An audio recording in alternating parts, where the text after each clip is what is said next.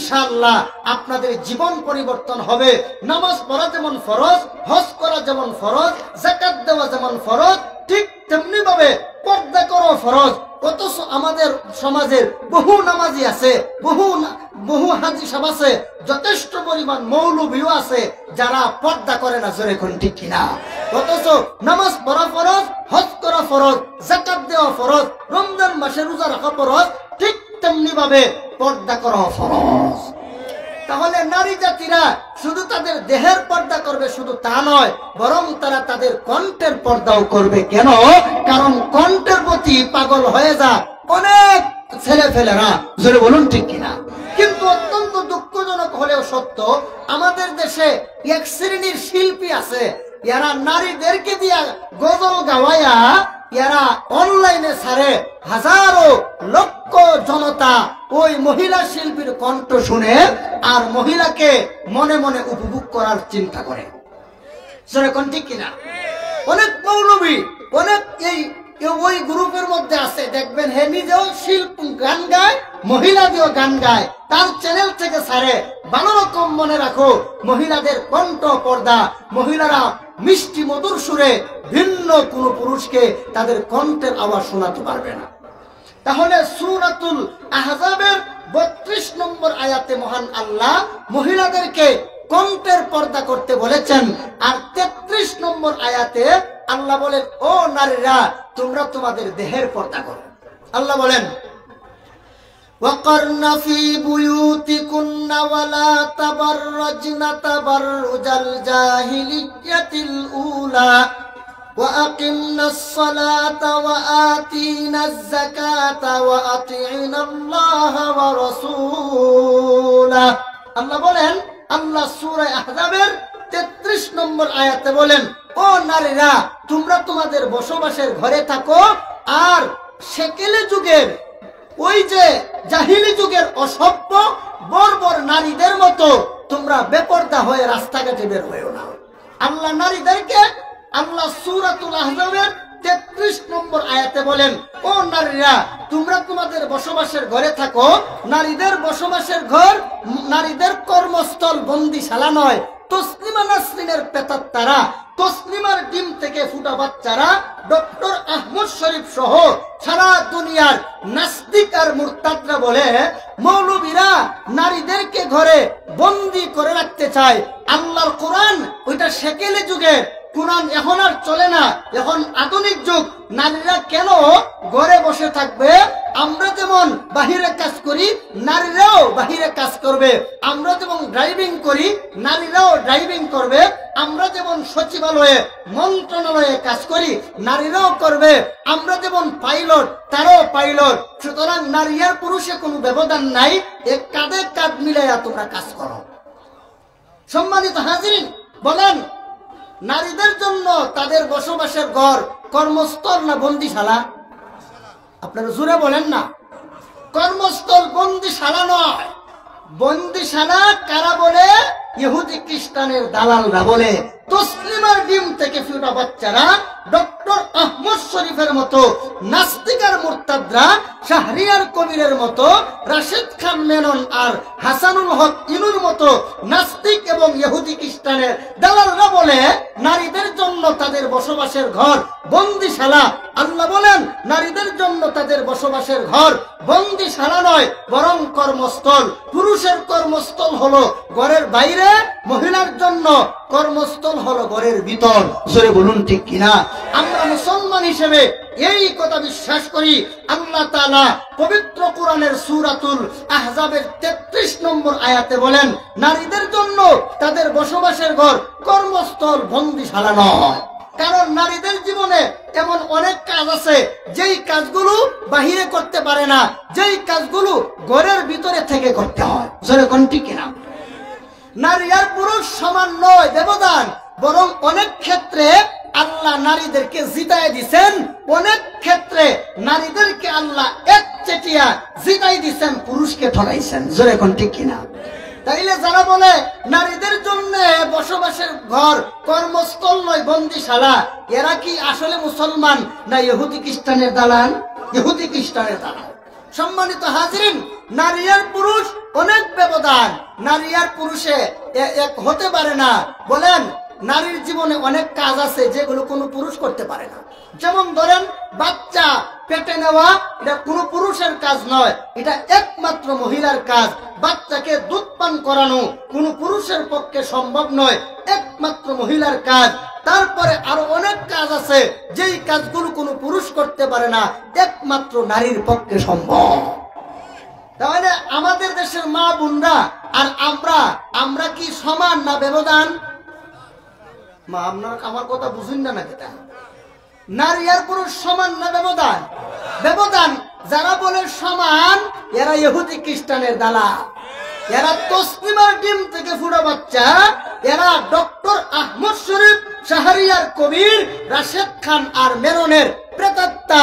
এরা পশ্চিমাদের দূষর, এরা সত্যিকারের মুসলমান নয়। সম্মানিত হাজিরিন, এজন্য আল্লাহ বলেন, ও নারীরা, তোমরা তোমাদের বসবাসের ঘরে থাকো।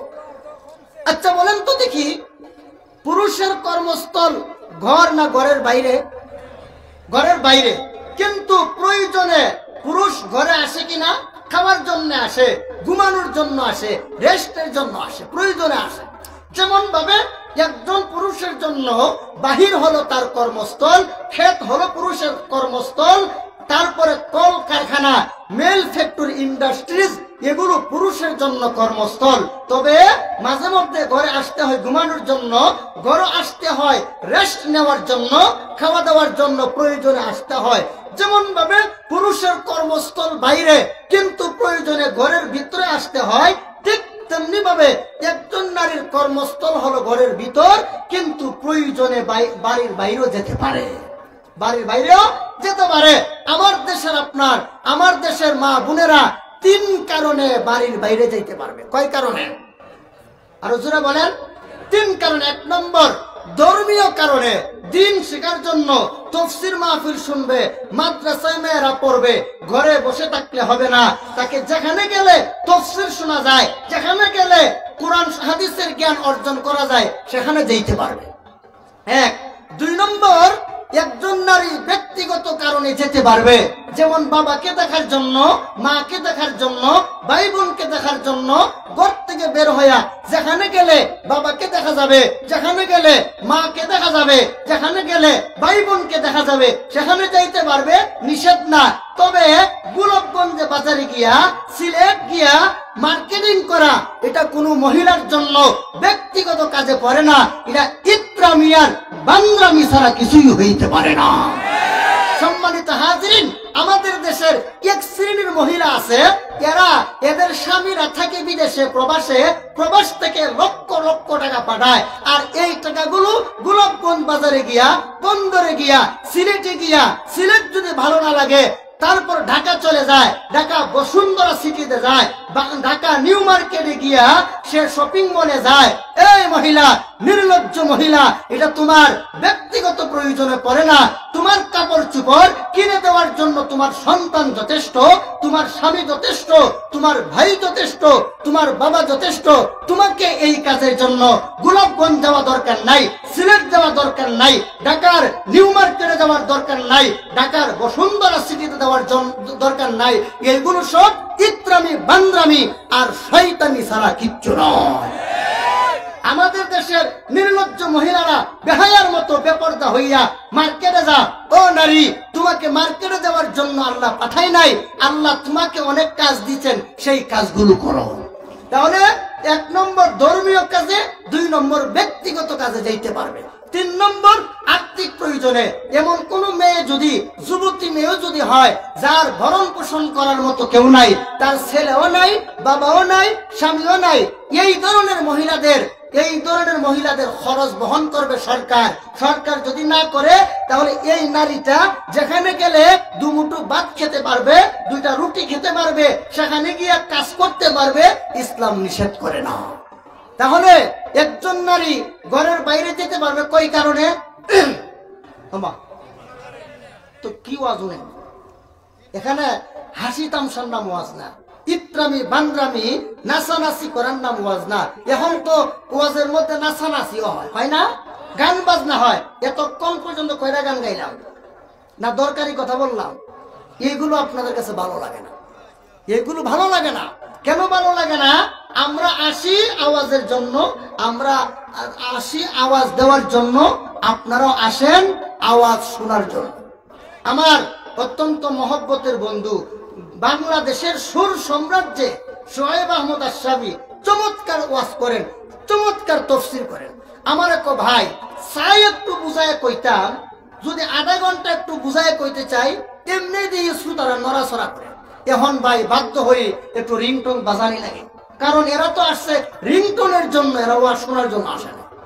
ভালো রকম মনে রাখবেন, যতদিন পর্যন্ত আপনারা কোরআন সুন্নাহর সহি কথাগুলো মনোযোগের সাথে না শুনবেন, আমল না করবেন, ততদিন পর্যন্ত হেদায়েত পাবেন না। হেদায়েত না পেলে আল্লাহর জান্নাত পর্যন্ত যেতে পারবেন না। বলুন, একজন নারী কয় কারণে বাড়ির বাইরে যেতে পারবে? 3 কারণে। 1 নম্বর ব্যক্তিগত কারণে, 2 নম্বর ধর্মীয় কারণে, 3 নম্বর ও আর্থিক প্রয়োজনে যেতে পারবে। তবে যাওয়ার সময় পর্দা করতে হবে, বেপর্দা হয় না। আল্লাহ বলেন, وَقَرْنَ فِي بُيُوتِكُنَّ وَلَا تَبَرَّجْنَ تَبَرُّجَ الْجَاهِلِيَّةِ الْأُولَى وَأَقِمْنَ الصَّلَاةَ وَآتِينَ الزَّكَاةَ وَأَطِعْنَ اللَّهَ وَرَسُولَهُ। আল্লাহ সূরাতুল আহজাবের 33 নম্বর আয়াতে বলেন, ও নারীরা, তোমরা তোমাদের বসবাসের ঘরে থাকো, ঘর থেকে বের হয়ো না। যারা ঘর থেকে বিনা দরকারে বের হয় এরা সেকেলে যুগের, অসভ্য যুগের, বর্বর যুগের মহিলাদের মতো। আল্লাহ কোরআনে, পবিত্র কোরআনের সূরাতুল আহজাবের 33 নম্বর আয়াতে বলে, যারা বেপরদা হয়ে ঘর থেকে বের হয় এরা অসভ্য আর বর্বর। তাহলে কি বুঝলেন? যারা বেপরদা মহিলা এরা সভ্য নয়, এরা অসভ্য আর বর্বর। জোরে কোন ঠিক কিনা? আমার দেশের মা বোনেরা, আমরা বাঙালি মুসলমান, আমার মা আমার বোন এরা পর্দা করে, এই জন্যই বাঙালি নারীরা সভ্য। বাঙালি নারীরা এরা নবীর আদর্শের উপর আছে। বাংলাদেশ ছাড়া পৃথিবীর অন্যান্য দেশে যান, ইউরোপে যান, আমেরিকা যান, নারীদের ইজ্জত বলতে কিছু নাই। কেন নাই? এরা সব আছে কিন্তু পর্দা নাই। পর্দা না থাকার কারণে এদের দেশে নারী আর পুরুষ এর মধ্যে কোনো ব্যবধান নাই। এদের মধ্যে, আমাদের দেশে যেমন জীব জানোয়ারের মধ্যে কোনো ব্যবধান নাই, এরার দেশে কোনো ব্যবধান নাই। জোরে কোন ঠিক কিনা? সম্মানিত হাজির, তো নারীরা ঘর থেকে বের হওয়ার সময় বের হবে কিভাবে, এই কথাটা আল্লাহ সূরাতুল আহজাবের আরেক আয়াতে বলেন। আল্লাহ বলেন, ইয়া আইয়ুহান নাবিয়্যু কুল লিআজওয়াজিকা ওয়া বানাতিকা ওয়া নিসাইল মুমিনিনা ইউদিনিনা আলাইহিন্না মিন জালাবিবিহিন। আল্লাহ বলেন, এ মুহাম্মদ সাল্লাল্লাহু আলাইহি ওয়াসাল্লাম, আপনি আপনার স্ত্রীগণ, আপনার মেয়েদেরকে, এমনকি সারা দুনিয়ার সমস্ত নারীদেরকে বলে দেন, এরা যখন ঘর থেকে বের হয় তখন যেন তারা পর্দা করে বের হয়। আল্লাহ পাক বলেন, পর্দা করো। এখন যদি কোনো নারী বলে, ওই মৌলবী, পর্দা করলে করলাম, না করলে নাই, তোমার এত মাথা ব্যথা কেন? আমি বলবো, মা, আমার মাথা ব্যথা না, তোমার মাথা ব্যথা আর তোমার চিন্তার টেনশনে কি পরিণতি হবে ময়রা দেখবা। জোরে কোন ঠিক কিনা? আল্লাহর পক্ষ থেকে যখন কোন বিধান দেওয়া হয় তখন কোন মুমিনের এখানে অধিকার আছে অস্বীকার করার মতো? অধিকার নাই। আল্লাহর পক্ষ থেকে যখন কোন বিধান দেওয়া হয়, কোন নারী হোক পুরুষ হোক, কাহার কোনো আর এখতিয়ার থাকে না, মানলে মানবো, না মানলে নাই। মৌলবী, তোমার কি, আমার কিচ্ছু না, তোমার চিন্তার টেনশনে কাল হাসরের ময়দানে 50,000 বছর দাঁড়ায় থাকবা।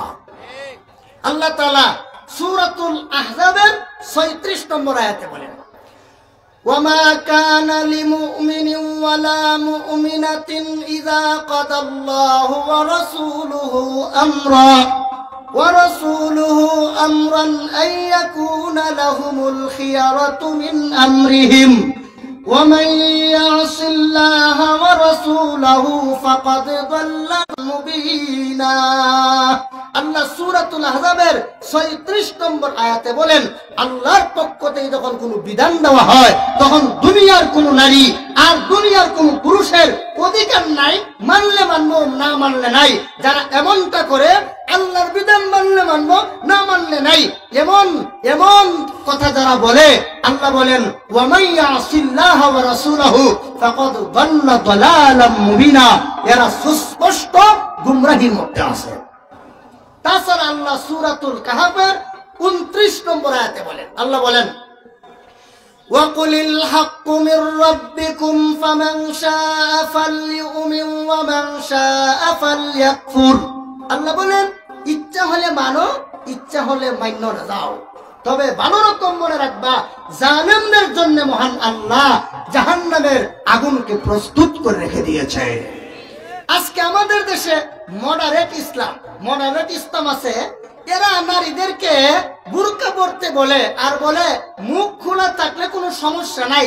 এটা হলো মডারেট ইসলাম নামে একদল ভ্রান্ত ধর্ম বিশ্বাসী আছে। এরা আমাদের দেশের বেশি মডার্নগিরি দেখাইতে গিয়া বলে নারীরা চেহারা খুলে রাখতে পারবে, এতে কোনো সমস্যা নেই। আচ্ছা বলেন, আপনারা বউ দেখতে গেলে কোন জায়গাটা দেখেন? ফাউদিকায় পড়েন না, হাত দিকে এসে চলে আসেন না, হাত পাও দেখেন না, কোন জায়গা দেখেন? মুখটা দেখেন। তাহলে মুখ হলো আসল, পছন্দ আর অপছন্দের বিষয় হলো মুখ। এখন মুখ খুলে যদি পর্দা, এখন মুখ খুলে যদি একটা মহিলা বের হয়, তাহলে এই মহিলা আর পর্দা করলো কই? আবার আমরা দেশের নারীরা এত রঙের, এত ঢঙ্গের, এত স্টাইলের বুরকা পরে। আল্লাহ এখন বুরকা পরলে এই নারীর প্রতি যুবকদের আরো আকর্ষণ বাড়ে, জোরে কোন ঠিক কিনা? এই জন্য বুরকা পরার ক্ষেত্রে মূলনীতি আছে।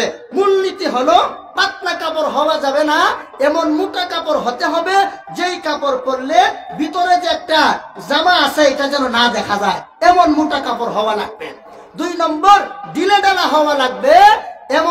এমন বুরকা হলে চলবে না যেই বুরকাটা টাইট ফিট, এমন বুরকা হলে চলবে না। 2 নম্বর। 3 নম্বর, কোন কারুকার্য থাকতে পারবে না, নকশি থাকতে পারবে না। এখন আমাদের দেশের মা বোনেরা বুরকা পরে মুখ খোলা থাকে, বুরকা পরে আবার টাইট ফিট, বুরকা পরে আবার দেখা যায় কারুকার্য খচিত, জোরে কোন ঠিক কিনা? এরা বুরকা পরে উলঙ্গ, জোরে কোন ঠিক কিনা? যারা বুরকা পরে কিন্তু টাইট বুরকা পরে, আল্লাহর নবী মুসলিম শরীফের 5397 নম্বর হাদিস, সহিহ মুসলিম শরীফের 5397 নম্বর হাদিসে বলেন একদল নারী শেষ জমানায় বের হবে, এরা কাপড় পরেও উলঙ্গ থাকবে। উলঙ্গ থাকার ব্যাখ্যা হলো এমন টাইট ফিট কাপড় পরবে যেই টাইট ফিট কাপড় পরলে তার শরীরের অঙ্গ অনুভূত হয়, 1 নম্বর। 2 নম্বর হলো এমন পাতলা কাপড় পরবে যেই কাপড় পরলে তার শরীরের অঙ্গ প্রত্যঙ্গ দেখা যায়। রাসূল বলেন এমন একদল মহিলার আবির্ভাব ঘটবে, এরা কাপড় পরেও উলঙ্গ থাকবে। রাসূল বলেন এরা তো জান্নাতে যাবেই না, বরং জান্নাতের ঘ্রাণও তাদের নাক দিয়া ঢুকবে না, জোরে বলুন নাউজুবিল্লাহ। কোন হাদিস? সহিহ মুসলিম শরীফ কত নম্বর হাদিস? 5397 নম্বর হাদিস। আল্লাহ রাসূল বলেন ওয়ানিসাউন কাসিয়াতুন আরিয়াতুন মুমিলাতুন মাইলাতুন রুউসুহুন্না কাসনিমাতিল বুখতিল মাইলা লা ইয়াদখুলনাল জান্নাতা ওয়া লা ইয়াজিদনা রিহাহা ওয়া ইন্না রিহাহা লাতুজাদু ফি মাসিরাতিন কাযা ওয়া কাযা আও কামা ক্বালা আলাইহিস সালাতু ওয়াস সালাম। আল্লাহ রাসূল বলেন একদল নারীরা বেপরদা হইয়া এমন কাপড় পরিধান করবে যেই কাপড় পরিধান করেও এরা উলঙ্গ থাকবে। এরা এমন ভাবে রাস্তায় চলাফেরা করবে, এদের প্রতি পুরুষদেরকে এরা আকৃষ্ট করবে, শেষ পর্যন্ত এই অসভ্য আর বর্বর মহিলারা নিজেরাও ওই পুরুষের প্রতি আকৃষ্ট হয়ে যাবে। রাসূল বলেন এরা জান্নাতে তো যাবেই না, বরং জান্নাতের ঘ্রাণও কোনোদিন তাদের মুখ দিয়া ঢুকবে না। তাহলে আমাদের দেশের মডারেট ইসলাম মার্কা মৌলবীরা এরা বলে মুখ খোলা যায়, নাউজুবিল্লাহি মিন যালিক।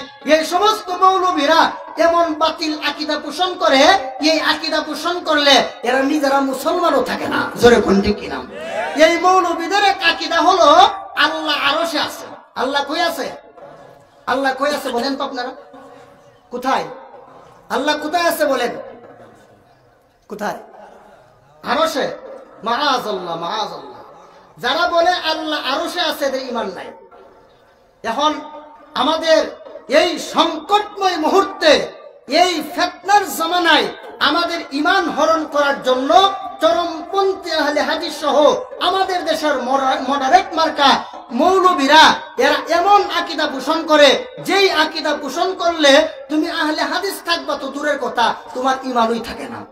আল্লাহ আরশে সত্তাগতভাবে, আল্লাহ আরশেও নাই, আল্লাহ সত্তাগতভাবে কোথাও নাই। বলেন, সারা জীবন ভর মনে রাখবেন, আল্লাহ সত্তাগতভাবে যেমন ভাবে আরশেও নাই, ঠিক তেমনি ভাবে সত্তাগতভাবে আল্লাহ কোথাও নাই। আল্লাহ কিভাবে আছেন এটা একমাত্র আল্লাহ ছাড়া কেউ বলতে পারে না। আজকের আকীদার উপর তো কথা শুনেন না, শুনেন তো শুধু ফাংফুং এই সমস্ত কথাবার্তা। ভালো রকম মনে রাখবেন মুসলমানেরা, একজন মুসলমানের এমন আকীদা থাকা দরকার যে আল্লাহ সত্তাগতভাবে আরশেও নাই, সত্তাগতভাবে আল্লাহ জমিনেও নাই, কোথাও নাই। আল্লাহ এলেমগতভাবে ইলমান ওয়া কুদরাতান, আল্লাহ ক্ষমতা বলে আরশেও আছেন, জমিনেও আছেন, আসমানেও আছেন, পাতালেও আছেন। জোরে কোন ঠিক কিনা? যে সমস্ত ভণ্ডরা বলে আল্লাহ আরশে আছেন সত্তাগতভাবে, এই ভণ্ডরা সূরা তাহার 5 নম্বর আয়াত দিয়া দলিল দেয় আর বলে আর রহমানু আলাল আরশি ইস্তাওয়া, আল্লাহ আসমানে, আল্লাহ আরশে সমাসীন। এই আয়াতের ব্যাখ্যা করতে গিয়া আমাদের দেশের মডারেট মার্কা মৌলবীরা, আমাদের দেশের চরমপন্থী মৌলবীরা বলে আল্লাহ সত্তাগতভাবে আরশে। আপনারা বলুন, আল্লাহ কি পবিত্র কোরআনে আল্লাহ কোথায় আছে আর কোথায় নাই এই ব্যাপারে শুধু সূরা তাহার 5 নম্বর আয়াত, আর কোন আয়াত নাই? কি বলেন, আর কোন আয়াত নাই? আর বহুত আয়াত আছে। ওই আয়াতগুলো ভণ্ডরা আপনাদেরকে শোনায় না। এই আয়াতগুলো শুনেন, তারপরে আমি আমার আলোচ্য বিষয়ের উপর আরো 2-4টা কথা বলে আমার কথা আমি শেষ করব। সম্মানিত হাজিরিন, আল্লাহ পবিত্র কোরআনের সূরাতুল হাদীদের আল্লাহ 4 নম্বর আয়াতে বলেন ওয়া হুয়া মাআকুম আইনামা কুনতুম। আল্লাহ বলেন তোমরা যেখানেই থাকো আল্লাহ সেখানেই আছেন। তোমরা যেখানে থাকো আল্লাহ সেখানে আছে। আমরা বাংলাদেশে থাকলে বাংলাদেশও আছে, আপনি আমেরিকা থাকলে আল্লাহ আমেরিকা আছে, আপনি বিমানে থাকলে আল্লাহ বিমানে আছে, আপনি পাতালে থাকলে আল্লাহ পাতালে আছে, আপনি যদি সমুদ্রে থাকেন আল্লাহও সমুদ্রে আছে, আপনি যদি পাহাড়ে থাকেন আল্লাহও পাহাড়ে আছে, আপনি যদি গর্তের ভিতরে থাকেন আল্লাহ গর্তের ভিতরে আছে। নাই কোথায়? আল্লাহ বলেন তোমরা যেখানে আছো আমি আল্লাহ সেখানেই আছি। জোরে বলুন সুবহানাল্লাহ। আরেক আয়াতে আল্লাহ বলে ওয়ামা কুন্না গায়িবিন, আমি আল্লাহ কোথাও অনুপস্থিত নই। এর মানে কি? আল্লাহ সব জায়গায় উপস্থিত। আরেক আয়াতে আল্লাহ বলেন, আল্লাহ সূরা তাওবার এক আয়াতে বলেন ইয ক্বালা লিসাহিবিহি লা তাহজান ইন্নাল্লাহা মা'ানা। আল্লাহ বলেন ও নবী মুহাম্মদুর রাসূলুল্লাহ আপনার সাথী আবু বকরকে বলে দেন ভয় পেও না, আল্লাহ আমাদের সাথে আছেন, আল্লাহ আমাদের সাথে আছেন। আরেক আয়াতে আল্লাহ বলেন ওয়া ইযা সাআলাকা ইবাদি আন্নী ফাইন্নী করিব উজিবু দাওয়াতাদ দাঈ ইযা দাআনি ফালইস্তাজিবু লি ওয়ালইউমিনু বি লাআল্লাহুম ইয়ারশুদুন। আল্লাহ বলেন ও নবী আপনাকে তারা আমি আল্লাহর ব্যাপারে প্রশ্ন করে আপনি বলে দেন আল্লাহ তোমাদের খুব নিকটবর্তী। জোরে বলুন সুবহানাল্লাহ। আরেক আয়াত আল্লাহ বলেন ওয়া নাহনু আকরাবু ইলাইহি মিন হাবলিল ওয়ারিদ। ও দুনিয়ার মানুষ, আমি আল্লাহ তোমাদের সারগের চেয়েও নিকটে আছি। আল্লাহ সূরাতুল বাকারার আরেক আয়াতে বলেন ওয়ালিল্লাহিল মাশরিকু ওয়াল মাগরিবু ফাআইনামা তুওয়াল্লু ফাসাম্মা ওয়াজহুল্লাহ।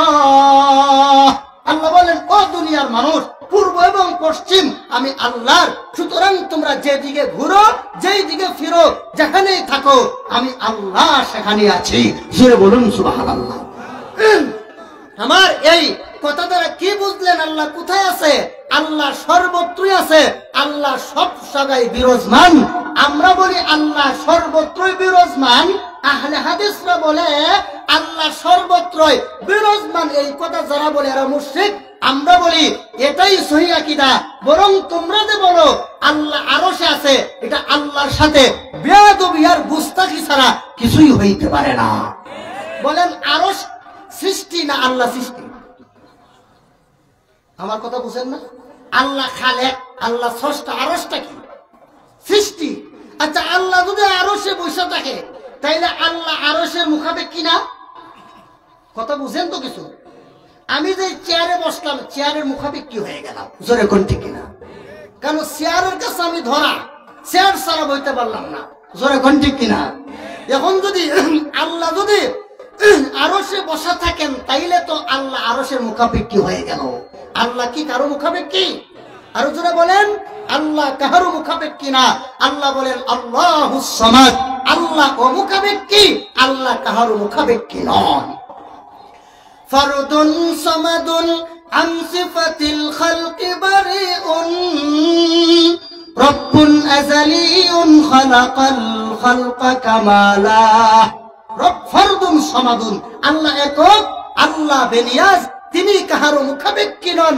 সবকিছু আল্লাহর মুখাপেক্ষী। আরশ আল্লাহর মুখাপেক্ষী, জান্নাত জাহান্নাম আল্লাহর মুখাপেক্ষী, মানব দানব জিন ফেরেশতা সমস্ত সৃষ্টি জগৎ আল্লাহর মুখাপেক্ষী। এখন যারা বলে আল্লাহ আরশে সত্তাগত ভাবে আছেন, এরা প্রকারান্তরে আল্লাহকে আরশের মুখাপেক্ষী বানালো, অথচ আল্লাহ আরশের মুখাপেক্ষী না, সবকিছু আল্লাহর মুখাপেক্ষী। জোরে বলুন ঠিক কিনা? আমার কথা বুঝে আসছে? তাহলে যারা বলে আল্লাহ আরশে, এরা ভণ্ড। যারা বলে আল্লাহ আরশের, আল্লাহ সত্তাগত ভাবে আছে, এরা প্রতারক। এরা আপনাদেরকে ধোঁকা, এরা আপনাদেরকে বোকা বানাইতে চায়। এখন বলে এই ভণ্ডরা বলে তাইলে তো আল্লাহ বাথরুমেও থাকা আবশ্যক, মাআযাল্লাহ। সব জায়গায় যদি আল্লাহ থাকে তাইলে তো আল্লাহ বাথরুমেও থাকা লাজিম আছে, নাউজুবিল্লাহ। আচ্ছা বলেন, আপনি যদি বাথরুমে টর্চ দিয়ে টিপ দেন, ওই টর্চের যে আলো, লাইটের আলো বাথরুমে পৌঁছে কিনা? পৌঁছে কিনা? আপনি বাথরুমে আপনি লাইট ধরলেন, লাইটের আলো বাথরুমে পৌঁছে কিনা? এই জন্য কি বাথরুমের এই যে লাইটের আলো নাপাক হয়ে যায়? লাইটের আলো নাপাক হয়ে যায়। লাইটের আলো নাপাক হয় না কেন? কারণ আলোটা কোনো পদার্থ না, এটা পদার্থ না। এরা বলে আল্লাহ যদি সর্বত্র থাকে তাইলে তো আল্লাহ বাথরুমেও থাকা লাজিম আসে, বাথরুমের মধ্যে নাপাকি থাকে। আরে বোকার দল, আল্লাহ কি আমার মতো আর তোমার মতো পদার্থ নাকি যে নাপাক হয়ে যাবে? আল্লাহ এলেম, আল্লাহ জ্ঞানগত ভাবে এবং ক্ষমতা বলে সর্বত্রই আছে। এটাই হলো আহলে সুন্নাত ওয়াল জামাতের আকীদা। সম্মানিত হাজিরিন, তাহলে আপনারা কি বুঝলেন? এই যে আশরাফি সাহেব আসছে, আপনারা আলহামদুলিল্লাহ আপনারা খুশি যিনি আমাদের সামনে এখন বয়ান রাখবেন। আপনারা গত বছর হয়তো একটু মনে ক্ষুণ্ণ ছিল যে হুজুর আসলো না, তো আলহামদুলিল্লাহ তিনি আমাদের মধ্যে উপস্থিত হয়ে গেছেন। একটা তাকবীর দেন। নারায়ে তাকবীর,